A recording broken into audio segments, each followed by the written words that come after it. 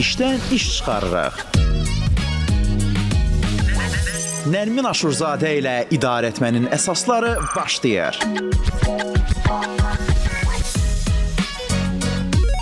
Beşinci yüksəliş müsabiqəsinin qalibi Azərbaycan Hava Yolları Qapalı Səhmdar Cəmiyyətinin daxili və xarici kommunikasiyalar şöbəsinin rəisi Fərid Hüseynov da studiyamızdadır. Onunla birlikdə biz bugün böhran kommunikasiyasının idarə edilməsi haqqında danışacağıq.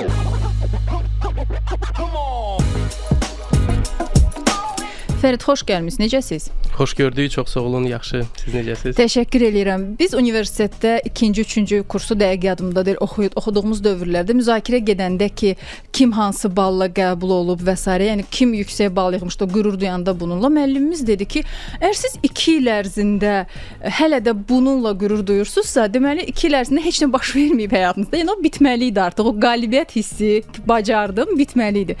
İndi hər dəfə mən nəsə bir şey bacaranda düşünürəm ki, görəsən bu müddəti nə qədərdir? Bu haqda nə qədər sevinməliyəm də. Siz də 5-ci yüksəliş müsabiqəsinin qalibi olmusunuz. Təzədir, 3-4 aydır da demək olar ki. Sizcə nə qədər sevinmək olar hələ bu müddət? Nə qədər olmalıdır? Hər bir insanda məncə müxtəlifdir, amma sevinç hissi şəxsən məndə bir deyərdim ki, bir həftə davam elədi. Ondan sonra nə az. Təqribi. Mən elə bildim hələ deyəcəksiniz ki, 1-2 il onun təsirində olmaq olar, da yüksəlişdə qalib gəlmişəm.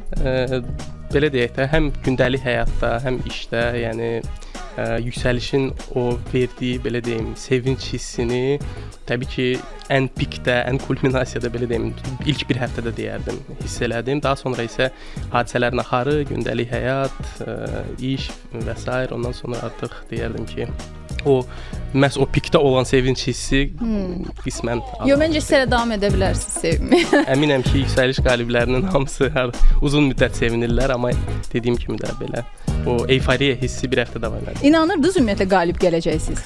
Sözün açığı, məncə inanırdım. Niyə? Çünki istənilən bir təşəbbüsə başlayanda, istənilən nəyəsə qədəm qoyanda ilk növbədə özünə inanmalısan.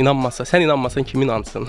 Çünki elə uğurun da əsas açar tərəflərindən biri də odur ki, insan öz-özünə inanmalıdır və o inamı qoruyub saxlayaraq sən daim işləməlisən, daim istədiyin uğrunda mübarizə aparmalısan. Siz necəsə yüksəliş üçün hazırlıqlar, o işləmək dediyiniz nələrsə olurdu? Məhz yüksəliş üçün yox, hazırlaşmamışam, ani olan bir qalibiyyət oldu deyərdim. Sadəcə öz təcrübəmdə, öz təhsilimdə və s. yəni iş təcrübəsində nəzərdə tuturam. Orada qazandığım təcrübə, əldə etdiyim hansısa bir biliklər, onlar sayəsində deyərdim. Bu arada yüksəliş müsabiqəsinə 2-ci dəfə idi qatılırdım.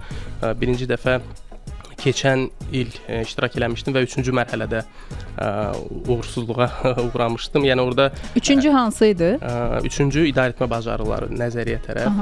Orada da bir belə deyim, öz fikrimi söyləyim. Niyə uğursuz oldum keçən il?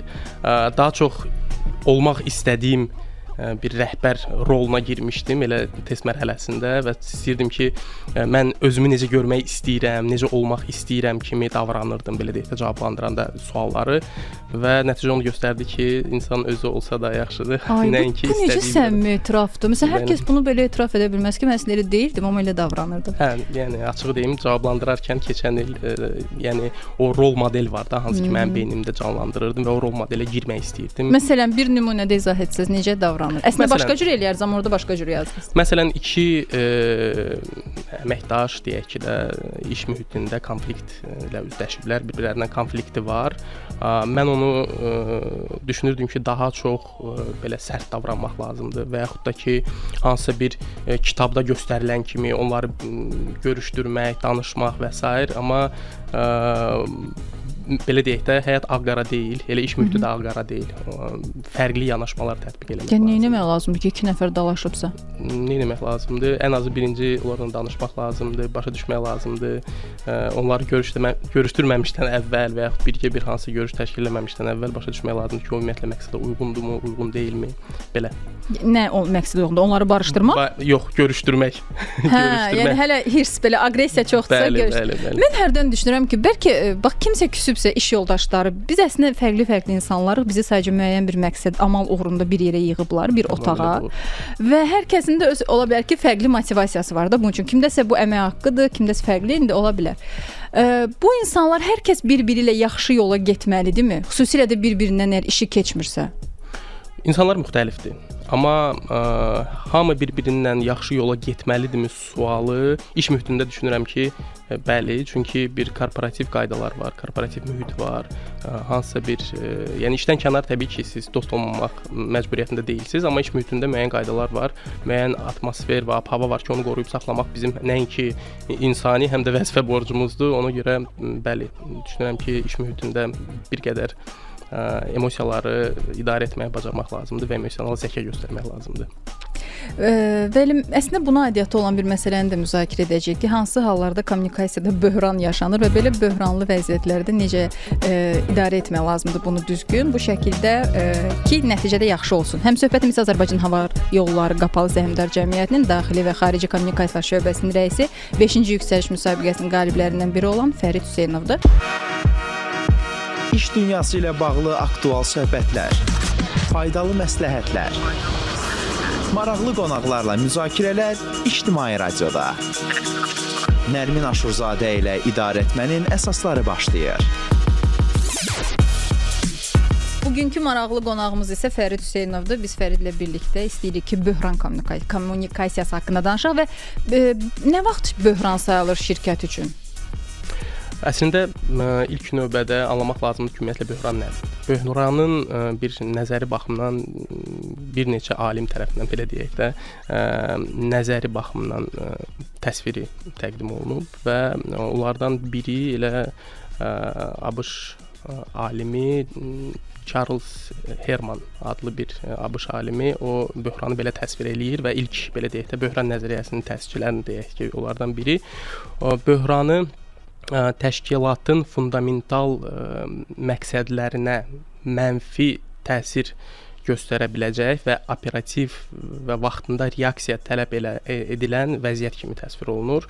Və bu səpkidə də böhran kommunikasiyası nədir? Təşkilatın müəyyən risklərə və nüfuzuna, eyni zamanda əməliyyatlarına neqativ təsir edə biləcək vəziyyətdə sənin həyata keçirdiyin kommunikasiya fəaliyyətidir. Sadə dildə desək, şirkətin gözlənilməz bir zamanda, yəni anidən baş verən hansısa fövqəladə vəziyyət ola bilər. Məsələn, qəza ola bilər, məsələn, yanğın ola bilər və yaxud digər hansısa force major hadisə və bu force major hadisə zamanı şirkət olaraq və onun kommunikasiya komandası, PR komandası tərəfindən müəyyən addımlar atılmalıdır ki, həmin böhranı idarə olunmaz bir vəziyyətə gəlib çatmamış ələ almaq və ictimaiyyətə, cəmiyyətə, insanlara düzgün, dolğun, dəqiq və kommunikasiya belə deyək, prinsiplərinə uyğun olaraq məlumatları təqdim etmək, açıqlamalar verməkdir. Və bax deyirsiniz ki, məlumat verməyə, açıqlamalar filan. Bunun üçün xüsusi, yəni ilk neçə gün, saat, dəqiqə belə anlayışı var ki, ən vacib olan müddət hansıdır? Böhranın idarə edilməsi nəzəriyyəsində ümumiyyətlə beynəlxalq standartlarda belə golden hour deyilən, yəni qızıl saat deyilən bir vaxt aralığı var. Bu 1 saat təşkil eləyir. Yəni həmin saat ərzində şirkətin göstərdiyi mövqe, etdiyi açıqlama, onun həmin böhranla bağlı, həmin hadisə ilə bağlı bir xətti müəyyən eləyir. Yəni ki, biz ilk 60 dəqiqə ərzində hara doğru addımlayacağımızı müəyyən eləməliyik. Və bu 60 dəqiqə əslində niyə vacibdir? Çünki 60 dəqiqə belə deyək də nəzəriyyədə onu göstərir ki, biz cəmiyyət o 60 dəqiqə ərzində sizdən nə isə gözləyir. Yəni nə baş verib, niyə baş verib və bizi nə gözləyir, kimlərə təsir edir? Mən deyərdim artıq gözləmir. Yəni o 60 dəqiqə ərzində əgər sizdən cavab gəlmirsə, o öz variantlarını müzakirəyə çıxardır. Hərə bir şey danışır. Tamamilə doğrudur. Elə məhz ona görə də ilk 60 dəqiqə ərzində reaksiya vermək olduqca vacibdir. Əslində bu 60 dəqiqə ümumi 60 dəqiqə deyilir də, bu qızıl saat deyilir. Amma məsələn aviasiya sahəsində bu 60 deyil, 15-30 dəqiqədə hətta nəzərdən keçirilir və deyək ki, IATA tərəfindən də Beynəlxalq Mülki Aviasiya Təşkilatı tərəfindən tövsiyə olunur ki, ilk 15 dəqiqə, 30 dəqiqə ərzində şirkət hansısa baş vermiş fors-major hadisə ilə bağlı reaksiya versin və açıqlama versin. Bu yəni sahələrə görə onda belə başa düşürəm müddət dəyişə bilər, yoxsa ancaq sizdə belədir? Aviasiyada 15-30 dəqiqə deyə bilərəm, amma reallıqda isə təbii ki, fərqlidir. O 60 dəqiqə belə deyək, qızıl sayılır. Amma sahədən sahəyə təbii ki, dəyişir. Çünki şirkətlər fərqli-fərqli sahələrdə fəaliyyət göstərirlər. Elə sahə ola bilər ki, sən məsələn 1 saat susa bilərsən, amma belə sahələr də var ki, sən dərhal nəsə bir reaksiya verməlisən. Bəs hansı məlumatları çatdırmaq olar, hansını yox? Təbii ki, məlumatların dəqiqliyi olduqca vacibdir. Yəni ilk növbədə dəqiq və təsdiqlənmiş məlumatları sən ictimaiyyətə açıqlaya bilərsən. Elə ən böyük edilən səhvlərdən biri də odur ki, təsdiq olunmamış, qeyri-dəqiq və yaxud emosional fonda verilmiş hansısa bir qərarla bağlı cəmiyyətə bir məlumat ötürülür və o məlumatın qeyri-dəqiq olması və yaxud da ki, yanlış olması daha böyük böhrana səbəb ola bilər. Daha böyük müzakirələrə və neqativ hala səbəb ola bilər və burada əsas amalı başa düşmək vacibdir. Əsas məqsəd odur ki, təşkilatın, şirkətin yaxud qurumun belə deyək, nüfuzunu qoruyub saxlamaq, onun imicini qorumaq, etimadını, yəni qorumaq, eyni zamanda da yarana biləcək potensial riskləri, tutaq ki, məsələn, biz hansısa bir kommersiya qurumuyuq, məsələn, satış həyata keçirir və biz gəlir qazanırıq da. Sən vaxtında düzgün müdaxilə eləməsən, vaxtında düzgün kommunikasiya qurmasan, sən hətta boykot belə eləyə bilərlər. Yəni sənin xidmətlərindən imtina eləyə bilərlər dövlət qurumu olaraq, yaxud da ki, sənin hansısa bir ciddi nüfuzuna təsir eləyə biləcək nəticələrə gətirib çıxara bilər. Məsələn, bir nümunə çəkmək istəyirdim. Məşhur BP-də baş vermiş Meksika körfəzində hadisə zamanı o şirkətin rəhbəri bir ifadə istifadə eləmişdi ki, hansı ki, onun belə deyək, karyerasına son qoymuşdu. Yəni mənim həyatımı geri qaytarın deyə bir ifadədən istifadə eləmişdi. O ifadədən sonra həmin rəhbər istifa Əməkdaş bunu istifadə etdi. Şirkətin rəhbəri, CEO-su. Hə. İndi əslində o haqqda sual vermək istirdim ki, əgər biz indi kommunikasiyanı daha çox başa düşülür ki, yəni müştəri və ya nə bilim ətraf insan digərlə xaricdəki olanlarla necə xarici müştərilərlə daha doğrusu necə düzgün kommunikasiya, amma əməkdaşlarla da düzgün kommunikasiya qurulmalıdır və bəzən bu daha vacibdir. Tamamilə doğrudur. Əslində elə bizim dedikdə, yəni şirkətin, təşkilatın əməkdaşları elə ilk düzgün məlumatı alan belə deyək, insanlardan biri olmalıdır. Çünki onlar faktiki olaraq hər bir əməkdaş, hər bir işçi, hər bir qurumda həmin şirkətin belə deyək, səfiridir. Yəni o özü belə gedib hardasa nəsə danışanda düzgün məlumatlar verməlidir. Yəni hadisənin və yaxud da ki, hansısa bir məsələnin necə olduğunu düzgün izah eləməlidir. Ona görə şirkət daxilində, buna daxili kommunikasiya deyək də, şirkət daxilində olan kommunikasiyada düzgün təşkil olunmalıdır və əməkdaşlar da, hətta deyərdim, bir çox hallarda məlumatları birinci öyrənməlidir ki, hansısa şayələr yayılmasın. Və burada təkcə söhbət böhrandan getmir də, yəni ümumi normal vəziyyətdə də rəhbərlik ilə işçilər arasında düzgün ünsiyyət olmalıdır ki, məsələlərdən xəbər. Sizin müşahidələrinizə görə bizdə bununla bağlı vəziyyət necədir? Əslində deyərdim, şirkətdən şirkətə və qurumdan quruma fərqlənir. Elə qurumlar var ki, orada şirkət daxili ünsiyyət belə deyək, vacib sayılır və çox böyük prioritet kimi qəbul olunur. Məsələn, bizim şirkətdə də elədir. Biz mütəmadi olaraq əməkdaşlar üçün müxtəlif yeniliklərlə bağlı, baş verən məsələlərlə bağlı məlumatlar ötürürük. Eyni zamanda elə əməkdaşlar özümüz də, yəni kommunikasiya komandası olaraq da təbii ki, bu mübadiləni çalışırıq digər həmkarlarımızla, digər struktur bölmələrlə də aktiv şəkildə həyata keçirək. Sizin üçün məsələn hansı istiqaməti idarə etmək daha çətindir? Daxili kommunikasiyanın qurulması və idarəsi yoxsa xarici?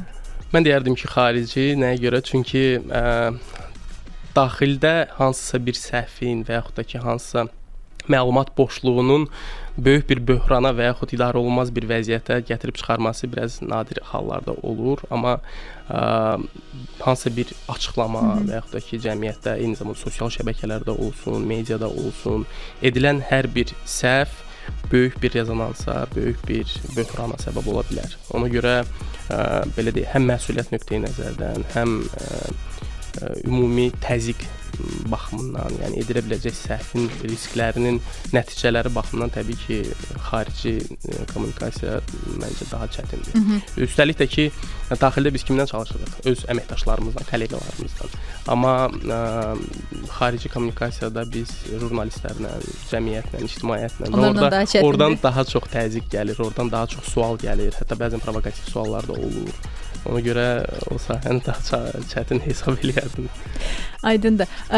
Şirkətin ümumiyyətlə ictimai açıqlama strategiyası da, bax o necə hazırlanır? Necə bilirlər ki, bu haqqda məlumatı rəhbərliyimi verməlidir, yoxsa PR əməkdaşımı, yəni mətbuat katibimi?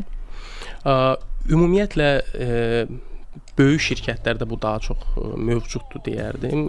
Əslində kiçik şirkətlərdə də var, amma böyük şirkətlərin demək olar ki, hamısında kommunikasiya strategiyası var deyək də. Yazılı bir sənəddir, hansında ki, bütün belə deyək, şirkətin baxışı, strategiyası, şirkətin missiyasından irəli gələn kommunikasiya strategiyasıdır və o strategiya çərçivəsində kommunikasiya komandası, PR komandası, yəni ictimaiyyət əlaqələr komandası öz işini görür.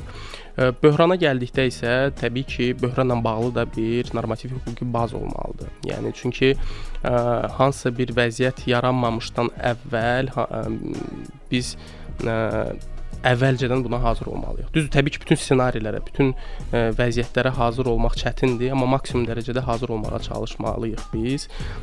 Çünki bilirsiniz, böhran elədir ki, qəfildən baş verir və biz həmin anda böyük təzyiq altında oluruq, stres altında oluruq və stres altında olanda insan bu intuisiyasına güvənməyi biraz çətin məsələdir. Güvənə bilərsən, amma o səni aldada bilər. Sən təzyiqdən, yəni təzyiq, yəni belə deyim də, ictimai təzyiq də ola bilər, hətta daxildə pressure deyirlər də. Eyni zamanda həyəcandan, eyni zamanda başqa amillər nəticəsində sən hansı bir səhv eləyə bilərsən. Hətta yanlış məlumat paylaşa bilərsən və s. və ilaxır qeyri-dəqiq addımlar ata bilərsən. Ona görə bu vəziyyətlərə daha hazırlıqlı olmaqdan ötürü şirkətlərdə, böyük şirkətlərdə böhran kommunikasiyası planı deyilən bir sənədlər olur, sənəd olur və o sənəd əsasında orada bütün məqamlar demək olar ki, vurğulanır. Kim açıqlama verəcək, açıqlama necə olacaq, açıqlama nə vaxt olacaq. Yəni hər ssenariyə uyğun da bu baş versə belə olacaq, o baş versə elə. Əslində o açıqlamanın, məsələn bizdə necədir? Biz mümkün ssenarilərin hamısını qabaqcadan yazmışıq. Məsələn, tutaq ki, gecikmə baş verərsə aviaşirkətdə və yaxud da ki, hansısa digər force majeure hal baş verə bilərsə, ona uyğun biz sıfırdan məsələn açıqlama hazırlamamaqdan ötəri biz əvvəlcədən bəlkə bir 20-30-a yaxın ssenarilərə uyğun artıq ilkin açıqlamaları hazırlayıb saxlayırıq. Hər üç dildə hətta.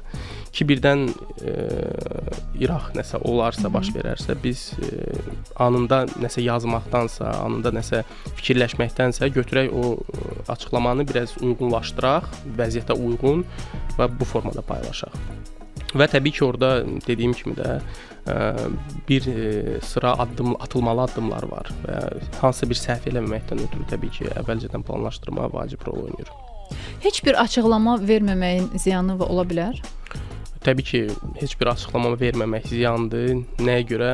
Çünki cəmiyyət, ictimaiyyət bizi gözləmir. Xüsusilə də məsələn 30 il əvvəl siz məlumat mübadiləsini bu qədər operativ həyata keçirə bilməzdiniz. Amma indi siz açıqlama verməyəcəksiniz, sizin əvəzinizə kimsə danışacaq. Ekspert danışacaq, jurnalist danışacaq, hətta sosial şəbəkələrdə hansısa bir istifadəçi danışacaq və bu nəyə gətirib çıxarır?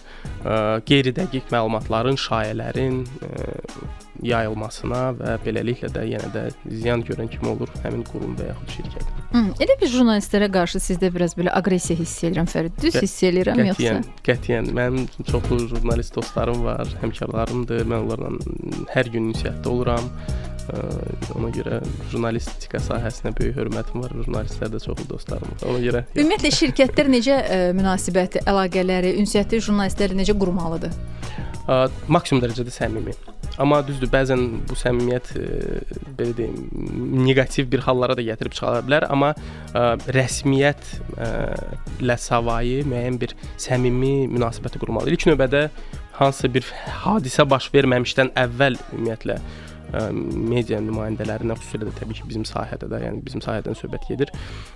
Münasibətləri əvvəlcədən yaxşı saxlamaq lazımdır. Yəni media qurumlarından, istər xəbər saytı olsun, istər informasiya agentliyi olsun, istər radio olsun, televiziya olsun, çalışmaq lazımdır ki, PR sahəsində çalışırsansa, jurnalistlərlə, media nümayəndələrindən yaxşı əlaqələri qoruyub saxlayasan ki, hansısa bir çətin məqam yarandanda onlar da səndən hansısa bir anlayışla bəzi məsələləri qəbul eləsin. Amma bu rəsmiyyəti aradan tam qaldırmır təbii ki. Biz açıqlama verəndə də, lap qeyri-rəsmi olaraq nəyisə izah eləyəndə də, deyəndə də elə məlumatlar ki, var ki, biz onları deyə bilmərik. Elə məlumatlar var ki, biz onları təsdiqləməmiş açıqlaya bilmərik. Amma ümumi olaraq təbii ki, media qurumlarından, jurnalistlərlə xoş münasibəti qurmaq, saxlamaq ancaq pozitiv tərəfləri var. İndi sizin bu bütün bildiyiniz bu məsələlər, bu qədər məlumatlı olmağınız yüksəlişdə necəsə işinizə yaxşı təsir etdi yoxsa? Ümumiyyətlə mən hesab edirəm ki, kommunikasiya bacarığı yüksək olan adam istənilən sahədə uğur qazana bilər və təbii ki, özünün o sahədə savad və bilikləri əldə edəndən sonra. Çünki bizim həyatımız nədir? Elə kommunikasiya qurmaqdır da. Biz insanlarla danışırıq və beləliklə çalışırıq, yaşayırıq. Yəni kommunikasiya sahəsi deyərdim ki, ən vacib sahələrdən, hətta ən vacib yumşaq bacarıqlarından biridir. İnsanlarla düzgün ünsiyyət qurmağı bacarmaq, empatiya hissi göstərmək lazım olanda danışmaq, lazım olanda susmaq. Bəli, bu ən vacibi. Sizin bununla bağlı bildiyiniz hər hansısa belə sirmi deyim, yoxsa öz üsulunuz mu var ki, bilirsiniz ki, məsələn, söhbəti necə qursam daha yaxşı alınacaq? İlk növbədə vəziyyətdən asılıdır. Baxır insan nəyi eşitmək istəyir və yaxud nəyi eşitmək istəmir və situasiyadan asılıdır. Nə eşitmək istəyirsə onu demək lazımdır? Yox, baxır kimlə danışırsınız. Yəni belə deyim, ssenarilər müxtəlifdir, vəziyyətlər də müxtəlifdir. Yəni hər vəziyyətə uyğun belə deyim, insanın davranış sərgiləməsi. Müdirlə necə danışmaq lazımdır? Müdirlə necə danışmaq lazımdır? İlk növbədə düşünürəm ki, səmimi. Amma hansısa subordinasiya qaydalarını... Biraz tam aydın olmur, abstraktdır. Səmimi necə? Səmimi necə? Olduğun kimi. Yəni, çox da rola girməyə ehtiyac yoxdur, belə deyim. Amma subordinasiya qaydalarını təbii ki, qorumaq şərti ilə və s. Bəs yüksəlişdəki komanda üzvlərinizlə necə danışırdınız ki, sizə eşitsinlər? Orada da vəziyyətdən asılıdır, komandadan asılıdır. Əgər görürdüm ki, məsələn, komanda özü, belə deyək, təşkilatçı tələb eləyir. Gördüm ki, məsələn, komandada təşkilat nöqteyi nəzərdən hansısa boşluqlar var. Biz, məsələn, hansısa tapşırıq öhdəsindən gəlməyə bilərik zamanında. Orada vaxt məhdudiyyətləri var. Onda çalışırdım, məsələn, təşkilati məsələlərdə daha çox aktivlik göstərim. Harda görürdüm ki, məsələn, planlama ilə bağlı, məsələn, vaxt idarə olmasına bağlı çətinliklər var. Yaxşı yanaşmadır, yəni, adaptiv yanaşırdınız. Bəli. Ən çox hansı figura ehtiyac varsa o olmağa çalışırdınız? Hardasa hə, amma bir dənə vacib məqam var, onu da qeyd etmək istəyərdim. Tapşırıqlar zamanı, xüsusilə yəni söhbət yarım final mərhələsindən gedir. Tapşırıqlar zamanı insanın belə deyək də üstün tərəfləri var. Üstün və zəif tərəfləri var. Mən çalışırdım zəif tərəflərimi yaxşı kimi göstərmək əvəzinə, çünki o səni ancaq uçuruma apara bilər. Yəni sən 30 il ərzində nəyisə belə deyək, qavraya bilməmisənsə, hansısa mənfi cəhəti yaxşılaşdıra bilməmisənsə, sən onu bir aya, bir günə yaxşılaşdıra bilməyəcəksən və orada sən belə qeyri-səmimi görsənəcəksən də. Sən olmaq istədiyin, o bayaq dediyim məsələdə, yəni olmaq istədiyimi göstərmək o biraz yaxşı taktika deyil də, belə deyim. Ona görə çalışırdım öz müsbət tərəflərimi ortaya qoyum. Məsələn, təşkilatçılıq, məsələn, strateji düşüncə tərzi və s. və axır. Və zəif tərəflərimi abartmayım, yəni göstərməyim. Hansılar idi? Hansılar idi, onu demək istəmirəm. Doğrudan? Niyə? Nə bilim. Liderlik yoxsa Liderlik belə deyim də, hansı kompetensiyalar daha zəif idi? Hə, elə onu məndə? soruşuram. Hə, onu soruşursunuz. Qismən liderlik deyə bilərəm. Başqa belə tam xatırlamıram, amma var idi də təbii ki. Hamının mənfi tərəfləri var. Yox, əlbəttə, əlbəttə. Fərid, çox sağ olun gəldiyinizə görə. Həm yüksəlişlə bağlı, həm böhran kommunikasiyası ilə bağlı. Əgər sizdən bu gün soruşmadığım nəsə oldusa, gələndə o haqqda danışmaq istəyirsinizsə, sonda əlavə edə bilərsiniz. Yox, belə xüsusi qeydim yoxdur. Çox sağ olun dəvətinizə görə həm yüksəliş ailəsinə, həm ictimai radio komandasına təşəkkürümü bildirirəm dəvətiniz üçün və maraqlı söhbət üçün. Çox sağ olun. Bugünkü həmsöhbətim Azərbaycan Hava Yolları Qapalı Səhmdar Cəmiyyətinin daxili və xarici kommunikasiyalar şöbəsinin rəisi Fərid Hüseynov idi. Biz onunla birlikdə həm yüksəliş haqqında danışdıq, həm də böhran zamanı şirkət necə həm daxili, həm xarici müştərilərlə düzgün ünsiyyət qurmalıdır. Bunu qısaca müzakirə etdik.